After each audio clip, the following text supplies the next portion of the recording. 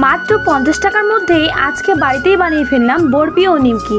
So hello everyone, সবাইকে নমস্কার। সবাই কেমন আছেন? আজকে আমি আপনাদের সাথে শেয়ার করব বাড়িতেই কিভাবে 50 টাকার মধ্যেই বরফি এবং নিমকি বানালাম। সো ফার্স্টে আটাটা মধ্যে কিছুক্ষণের জন্য রেস্টে রেখে দিয়েছিলাম। তারপর নিমকিগুলো একে একে বানিয়ে নিচ্ছিলাম।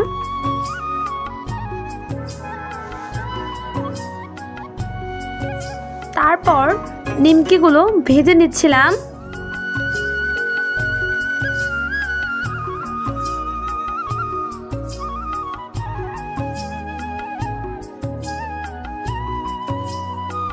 তারপর তৈরি করতেছিলাম